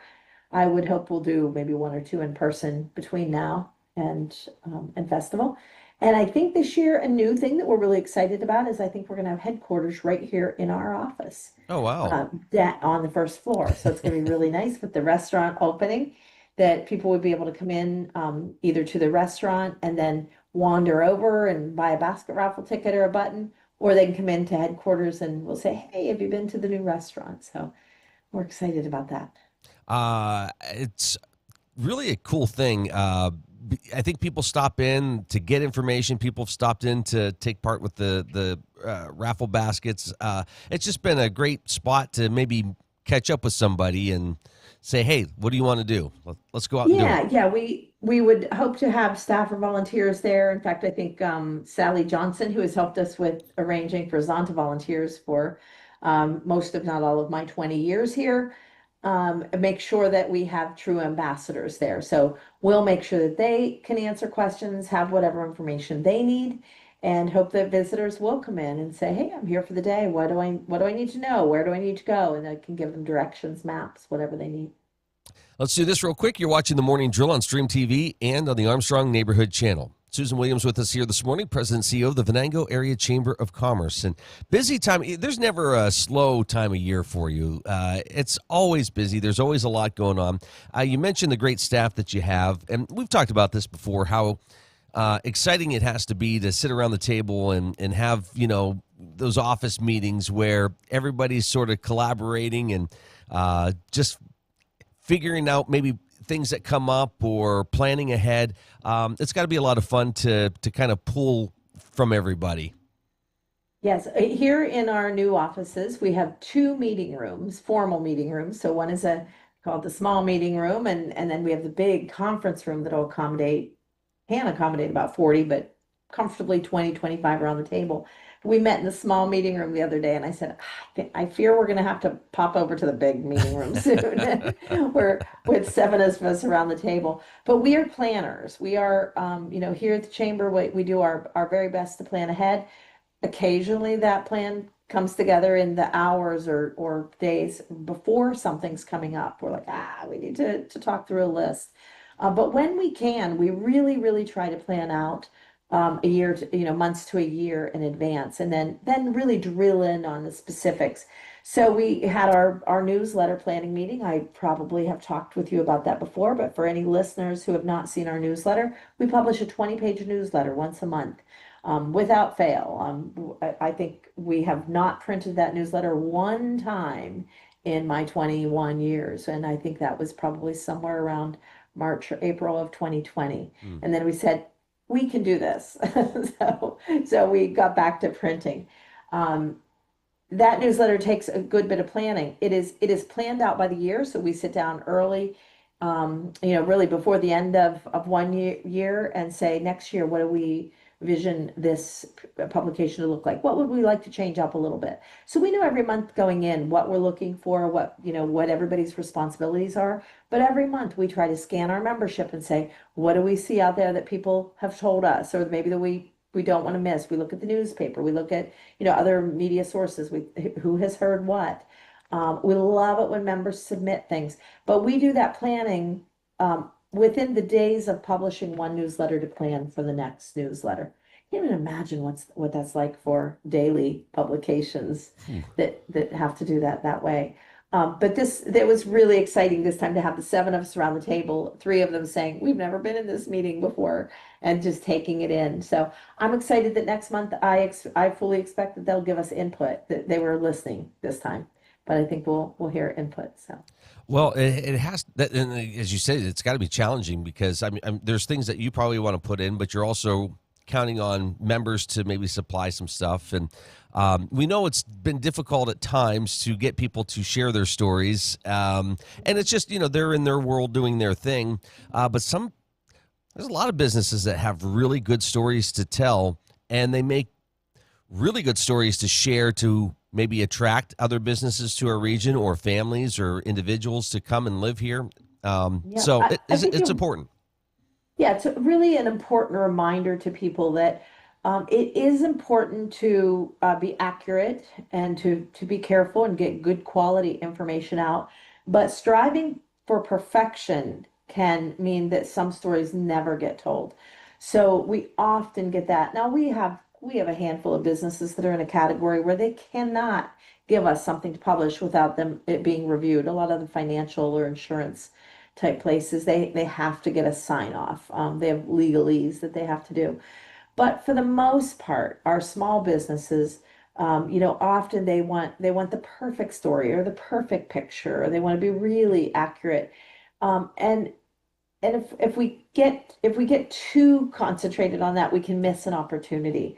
So we'll often say to people, just let us help you with something. We can, if we had to do a correction, we'd do that, but we certainly can provide additional information, either later or via our blog, or we can direct people back to a member's website or to them for information. So I'd really encourage people to be thinking of those little tidbits. I think we are now.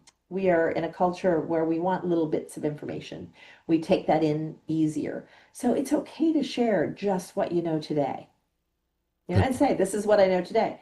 I'll tell you what I know tomorrow. Right. Well, very well said there, Susan. So, and again, don't be afraid to call the office and have that conversation. Because sometimes I think people will say, well, I don't know who to talk to about this, or maybe they're processing it internally when they could have a conversation with you, and you could say, hey, let's just start with this.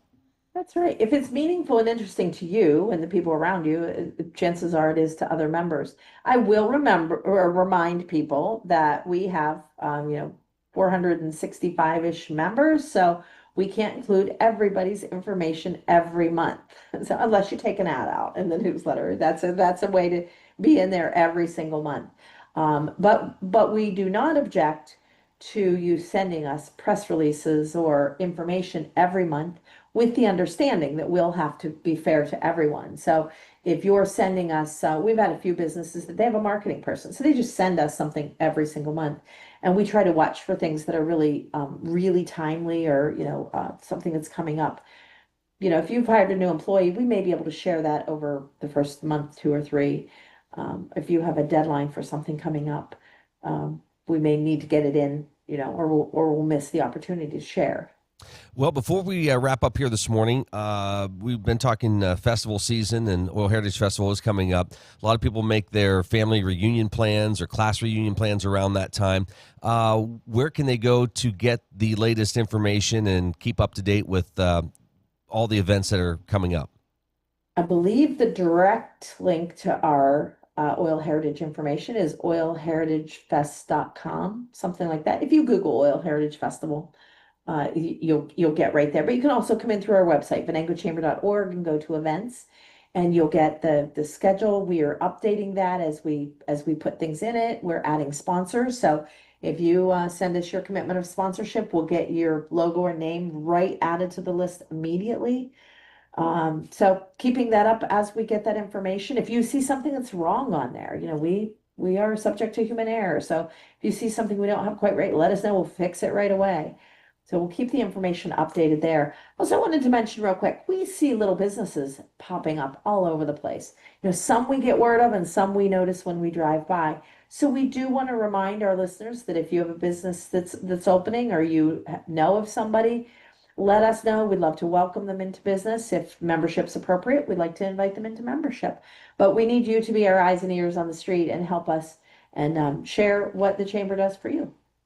Excellent. Susan, great catching up with you. Great to see you. Thank you. Have a great week. You Thanks. too. Take care. So Susan bye-bye. Williams joining us here this morning, President and CEO of the Venango Area Chamber of Commerce. This is the Morning Drill. You're watching it on Stream TV and on the Armstrong Neighborhood Channel.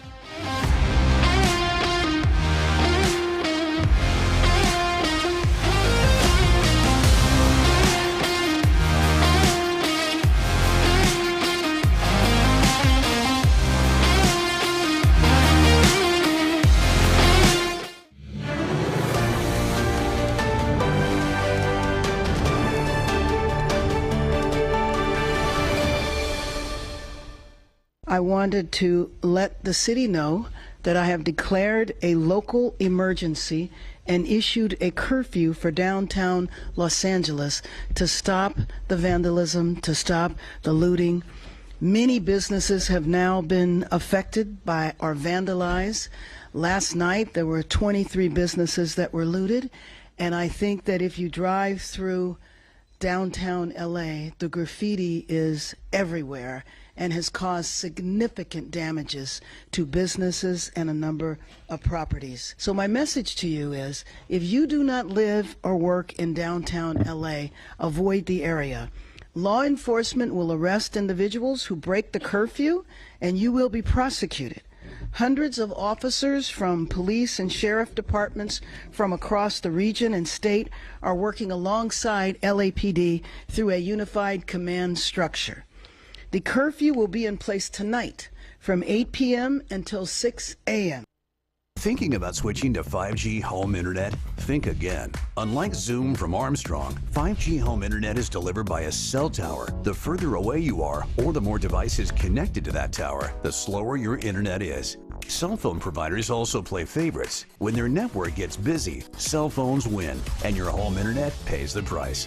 Stick with Armstrong to get more data, more speed, and internet whenever you need it, not whenever they want. Armstrong, keeping you connected. Are you tired of juggling multiple pill bottles? Titusville Express Pharmacy has your solution, now offering compliance packaging. Your medication sorted and sealed by dose, making it easier than ever to stay on track. In a hurry? Take advantage of our convenient drive-through service. We also offer free local delivery for those that qualify. Titusville Express Pharmacy, where convenience meets care. Visit us today at 401 West Spring Street in Titusville. Simplify your medication routine with Titusville Express Pharmacy. Poppy's Equipment and Storage Rental in Pleasantville is committed to providing our customers with exceptional service while offering quality rental equipment. Poppy's is now an authorized steel dealer with everything you need to have for sawing and cutting or mowing to digging. And of course, Poppy's has tents, tables, chairs, heaters, generators, barbecues, and more for your next wedding or get-together. Need firewood or propane? No problem. Whether you're in construction or a weekend warrior, reach out to Poppy's about your next project. Poppy's Place on the Tenesta Road in Pleasantville. Community Connect Federal Credit Union, serving Crawford, Venango, Forest, and Warren counties. Their mission is to provide quality, low-cost, and personal financial products for the growth and security of their members and families. Stop in, call, or visit our website, communityconnectfcu.com, and click Join to get started. Community Connect Federal Credit Union, 1050 East Spring Street in Titusville.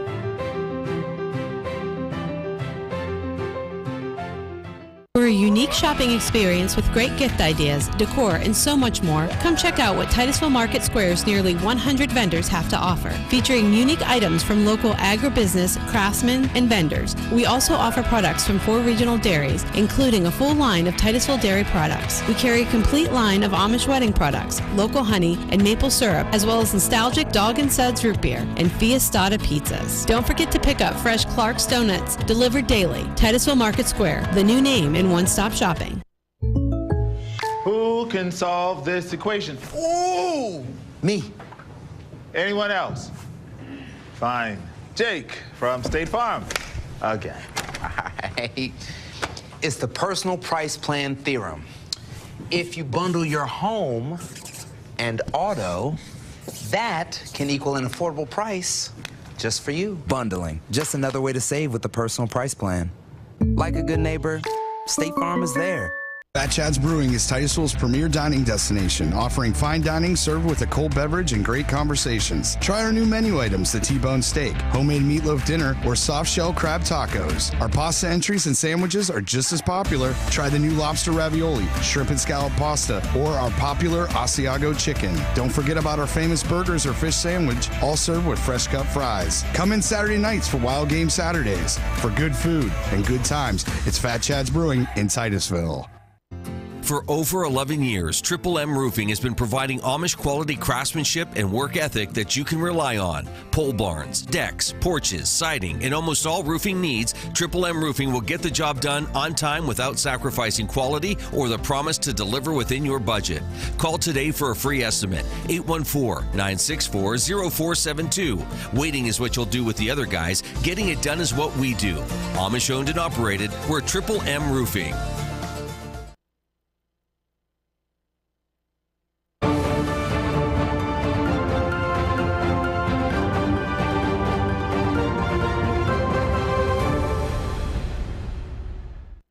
U.S. stocks ended higher on Tuesday as investors bet on positive results out of trade talks between the U.S. and China. The Dow rose 0.25%, the S&P 500 added 0.5%, and the Nasdaq climbed about 0.6%. The trade talks in London are aimed at diffusing a tariff dispute that has roiled global markets this year.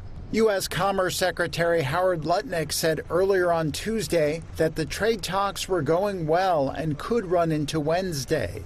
Later, U.S. Treasury Secretary Scott Bessent told reporters the talks would continue as needed. We have had 2 days of the productive talks. They are ongoing. My colleagues, Secretary Lutnick and Ambassador Greer, are going to be continuing as needed with the Chinese delegation. So thank you very much. Are we going to have a deal tonight? With investors betting the U.S. will reach trade agreements that reduce Trump's steep trade barriers, the S&P 500 is now trading just below its February record highs. Michael Landsberg, Chief Investment Officer with Landsberg Bennett Private Wealth Management, says companies continue to perform well despite the tariff concerns. The market's had good earnings. We've had, basically the S&P 500 last quarter was up 12% year over year.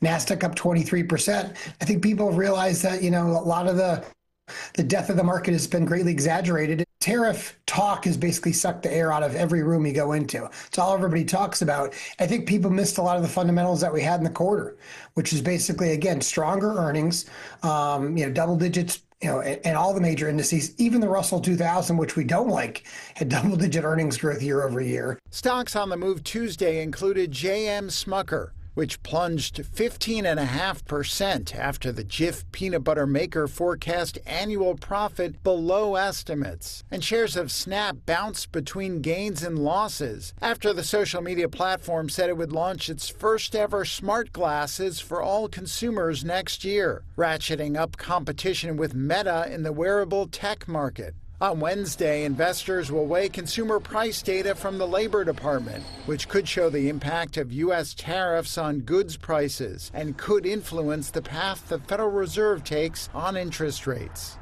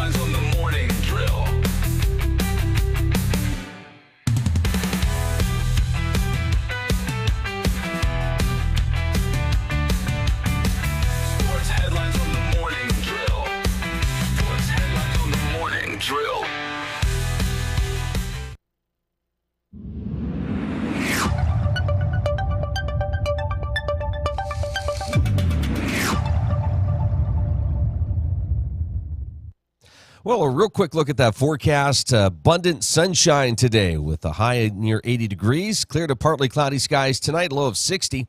Thursday, partly cloudy, 80 for a high. Friday, mostly cloudy, upper 70s. Saturday, thunderstorms, low 70s. Sunday, showers with temperatures in the mid-70s. Meadville at 63 degrees. Cambridge Springs, Edinburgh at 63. Titusville, 57. Franklin, 60. Oil City, 57 degrees here at 8:40. This is the Morning Drill. You're watching it on Stream TV and on the Armstrong Neighborhood Channel.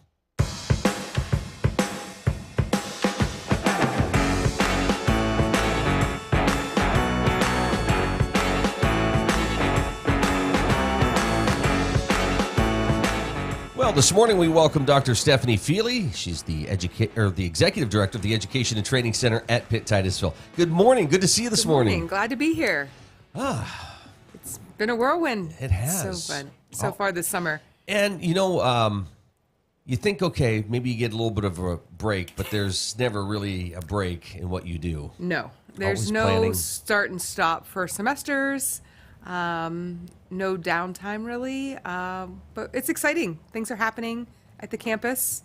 We moved our last machine into the manufacturing center yesterday. Oh, wow. So we are officially all in place until we decide to buy some more machines or new equipment or something. So we're excited to all be set and ready to go. So we're going to recap sort of everything. So for those who might be, watching this for the first time, I want to kind of do a recap of everything. But one of the questions I want to ask you, and it's along those lines, how do you gauge sort of what technology or equipment you're going to use in this case, the Mac space? Because is it off of what the folks running the program are telling you? Are you hearing from those outside companies that are saying, hey, we want to send people through, these are the machines we need them to learn? How does all that come together? So pretty much each program is run by themselves. So whoever that partner is developing their own, bringing in their own equipment and all that and their needs. So with the Mac, because it's a Pitt program, I have a little bit more with that just because I work closely with Pitt entities too, and they are working with a manufacturing advisory committee. Okay. And we call them the OAC, Occupational Advisory Committee too. And they are industry professionals, whether they're actually working in the shop, if they're management, sales, telling us what their workers need, what kind of materials they're working on, what kind of machines they're working on, where their workforce is looking at in the next 3 to 5 years. So we're trying to look ahead so that we're training for the future and not looking just at the present or even the past. But we know that a lot of our shops here are still working on a lot of manual machines. So we still have a lot of manual lathes and mills, but we're also looking at, okay, what's the next step? We don't have a lot of companies here going into robotics, but is that a path to the future? Is there something with automation? Yeah. Not making any promises in that direction. We're just kind of looking at what are those opportunities down the road? What kind of machines are they looking at? Is there a certain brand that they're looking at? Is there a certain type of software that they're looking to use? Because the students need to know that software so that they can program the machines correctly moving forward. And I'm sure some of it too is on that company that's going to be hiring. Yes, they do. A lot of companies you train, but they're going to give you the specifics. Yes. So as long as you know how to operate the machine, the rest you can learn with them. Yes, a lot of companies they love the fact that they're coming in with a good basis, but they're going to take you to the next level with some additional skills and understanding of what their actual trade is doing at their shop. What's the follow-up like when you have students that come through the program? Are you sort of doing a checklist of, hey, what did you enjoy? What are your plans in the future? Are you using that information as well? So we do a survey with them at the end. What did you like best in the class? What do you wish you would learn more about? Just general feedback to us. Do you have a job lined up when you finish the class? If so, where? Ballpark of what your salary is going to be or your hourly wage, that information. Maybe what the title is going to be for that position. Just so we have that general knowledge so we can use that when we're looking for other grants or looking for job placement with others, so we can try to spread the wealth of our graduates around. But also then we do follow-ups, maybe 3 or 6 months out from your graduation, so that we know, okay, are you in the field? Do you still need help getting into the field? Where are you at along the way? We do a lot with resume writing and interview skills throughout the class as well. So if a student completes the class and they're like, something just isn't working with my interview skills, or can you help me tweak my resume again? They can come back to us and we will work with them. That's great. So you mentioned kind of this advisory panel that kind of helps. It'd probably be very easy for University of Pittsburgh to say, no, we're going to just tell you what to do. But again, this is part of that whole unique concept that is so amazing to see kind of play out, because it's more than just that too. You are also engaging community members and leaders on certain boards and getting their thought and introducing them to the programs and saying, here's what we're doing. Here's how you can be a part of that. So that buy-in, they're now really looking at going, okay, this is great, and understanding it. The more that we can get community involved, business leaders involved, the better the program's going to be, better ETC is going to be, because they need to understand what we're doing and how we're preparing the workforce of tomorrow. Because we need their input to know what they need, but they need to know what we're doing to help them succeed as well outside of our campus area. Right. Well, I think one of the cool things is a new program that you're going to be offering shortly. Yes. Where, and you can talk about this, but again, the community aspect already very engaged in saying, okay, here's what we're going to do to help with that. Right. So just announced we're bringing Pitt School of Dental Medicine is coming in to Titusville, opening their first of what will be several regional training centers, and they will be offering some dental hygiene, dental assistant, dental programs in rural communities. Wow. Because there are so many dental deserts, especially in rural areas. And we are excited that Titusville is going to be their first regional center, and they will be working closely with Titusville Area Hospital. So students will be on campus and working with the Titusville Area Hospital and local dentists, and hopefully staying right here in our community and in our region to work after completing their programs and helping fill that void that we've seen for many years. How excited were the folks at the hospital when they found out you were doing this? Super excited. Yeah, okay. Super excited. I'm not sure who was ready to jump first. Us as ETC, Pitt Dental Medicine, or the hospital. Like, I think everybody was just like, okay, we're ready, let's go. How do we get this accomplished? That's wonderful. So, and some of those programs have a lot of prerequisites, some have a few. So if anybody's interested in that program, they really need to go onto the website and click for more information so that they can find out exactly what the prerequisites are, so they can get those started, so that when the program opens in the fall of 26, they have everything they need in place. Because each program is just a little different. Yeah. And we don't want anybody saying, well, what do I need now for the future? And that's the best way to get right to Pitt Dental to know exactly what you need. And I just did it on the website, and real quick, and it just brings up everything, and it's great. So all the information's right there. Yes. For you. And again, you think 26, that's a year from this fall, but you got to get all this stuff taken care of. That's the other thing, maybe to highlight too. You have programs that, somebody can go through within weeks to months to where it's going to take some time. There's programs that are very short. So we're excited that Northern Pennsylvania Regional College, NPRC, is starting a nurse aid program with a local rehabilitation center. So they're starting to train some of their workers in 4 weeks. Wow. So we've even shortened a little bit more. So we're 4 weeks to 2 years. So it's a great spread, and you're able to find different programs.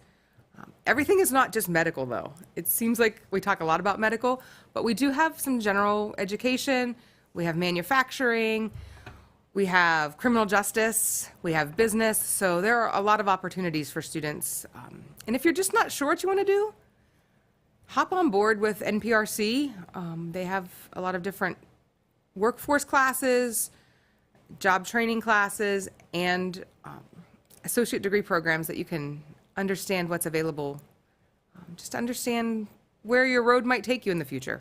Yeah, and again, everything's laid out on the site too, because under them you got business administration, criminal justice, early childhood education, liberal studies, social science, industrial maintenance, emergency medical responder, emergency medical technician. These are all things that our region is jumping up and down saying, help, we need people. Yes. All of our programs at the Education and Training Center at Pitt-Titusville are programs that you will see jobs available for in our region. So if you're anywhere in those 6 northwestern Pennsylvania counties, there are job openings waiting for you as soon as you complete that training or educational program. That's fantastic. School districts, I know it's important for them to understand what's going on as well, because you've got students who are coming through and starting to Yes. take some programs. So we have, with our Manufacturing Assistance Center, we just completed 2 programs with Titusville Area School District and Maplewood High School. So those students completed programs this spring. Titusville students came in and they completed their CNC program. They took their basic program last summer, and then they came in this spring and finished their CNC. Wow. So 6 high school students completed, and they are ready to go. Several of them are either going into the workforce, completing summer jobs with local manufacturers, and some are going back into high school, but going to tinker maybe with co-ops along the way. So great opportunities for them. Maplewood sent 7 high school seniors to us for most of their, all of their spring semester, but for most of their day. They started at the school and then they came over to us, and they completed both basic and CNC machining. And then because there was still time at the end, they actually had externships. So for 3 weeks, they went and worked in 3 different shops in our area. Wow. Had hands-on experience working right beside a machinist, and several of them had job offers at the end of their experience. Some accepted the job offers. Some are like, oh, I'm not sure yet. And so they're still deciding if they're going to accept the job offer or, where they're going to go. Some of them are also going into the military or on to college, but great opportunities for them. Wow. Great opportunities for those businesses to say, you know what, let's interview them for 3 weeks while they're on the job, and great opportunities for those students to say, let me interview this location to see if this is really where I want to work, or if there's another shop I want to work in. Is this really the job I want to be in for the rest of my life, or even for a segment of my career? Or so great opportunities for these students. I couldn't imagine just to have that skill set in life, and it's like that's something nobody can take away from you. Exactly. You're going to have that. So. You can always use that understanding in life. I keep saying to Roberto and Gary, I need to come in here and have you teach me a little bit just so that I understand some of it. Even the simple things that the students need to learn, like the basic math skills, how to read a tape measure. Some of them, we're teaching that as well. Just general cutting and there's lots of things that they learn that I'm sure will never leave their minds, that they will use outside in their regular everyday lives. You're watching The Morning Drill on Stream TV and on the Armstrong Neighborhood Channel. Dr. Stephanie Fiely with us from the Education Training Center at Pitt-Titusville. So I know you've done a lot of outreach, and you've talked to tool and die shops and other manufacturers that just with the understanding of, hey, here's calls from these folks saying, hey, great job, or what can we do to help or send people your way? A lot of it, okay. Yes. So some call and say, when's your next class graduating? I need workers. Some are calling and saying, hey, I have this available. Can you use it? Some are saying, how can I get involved? So different folks calling for different answers or different needs. Medical side, they're saying, hey, I have this opening. do you have any clinical medical assistants that have completed the program? Or, we'll find postings on social media or in newspapers. We pass that along to the graduates, and great working relationship with the community. And we can't be happier that they've embraced us, and we're trying to embrace them as much as we can and trying to support them as much as we can as well. Well, and make this part quick here, or I'll try to. The students, just to see them sort of light up with hands-on experience, because sometimes that's what it takes for things to click for people, is to be able to just, maybe the classroom thing isn't their thing, but to be out and doing something with their hands or using their mind in their hands and machinery. Right. I mean, I'm sure it's been pretty amazing to just look at people and see them smile or see them get it. Right. And even, so 2 weeks ago, we had the Brockway Center for Arts and Technology graduation ceremony, and hearing some of those students talk about their externship, because they go through an 8-week externship in the region. The first time they got to work with a student or work with a patient in the doctor's office or the clinic, getting that first time experience, taking someone's blood as the phlebotomist, and just seeing them light up to be able to explain that experience, that just melts your heart, thinking they're getting it and they're ready to find that career path, and they've developed that passion to lead them into the next step of their life. Now, the flip side of that is if you're somebody who's been at a job for your entire life and you're like, I'm ready for a change. This isn't a great opportunity for you. Again, as little as 4 weeks, as long as 2 years. A lot of our programs have scholarship and financial aid opportunities. Some are free. Some are low cost. I mean, there's lots of opportunities here. You can't really say no right now to the opportunities that are out there, because they're right at your doorstep. I don't know how much you want to say about this. I think you had somebody who went through the program. They got maybe a scholarship to go. It was so rewarding for them. They're now, in the workforce, that they gave it back. Yes. They came and wrote you a check and said, here, bless the next student that needs they it. gave back to and someone gave them funding to help them get through school at a time that they needed it, and then they gave back to that scholarship fund. It wasn't directly to ETC, it was actually to the scholarship fund, but then that scholarship fund wrote to us and said, we have to tell you what one of your students did, and it was such a blessing to give back. I'm not saying that everybody has to do that. Right. But it's nice to see that people are paying it forward to give back to others so that they can also have that same experience and be successful in their career paths as well. Well, it just tells you again how much it just the meaning behind somebody giving them a chance and going through that program, and now they're out doing great things. Right. And I think the company they're working for is saying, yeah, he's taken this and just run with it. It's great. And that company is hiring. I mean, wow. That company calls us frequently and says, okay, when's the next one starting? And it's not because people are leaving, it's because they're growing. Yeah. Manufacturing is growing, machining is growing. We want to bring this region back to being, a tool and die manufacturing capital. So this is a great way to start, and we're excited to be part of that. And again, what goes hand in hand with that, healthcare and taking care of the health of our communities, and from nursing to soon the dental medicine that's going to be offered, to everything else there that's available. There's a lot to check out. Lots of options. Some programs will be starting in July, some August, some not until 2026. The Pitt-Titusville nursing class is full for August of 25, but they're starting to enroll for 2026. BCAT is filling their class for 2025, but if now's not quite the time for you, you can still send in your information to say, I want some more information, or I'm interested for 2026. So it's never too early to start looking to better yourself for the future, and ETC wants to be a part of that. Is that a phone call to you, or is that stop in? You can stop in. You can go online to etc.pitt.edu. You can give us a call at 814-827-4509. Perfect. So, Dr. Stephanie Fiely, good to see you. Thank you. Thank you.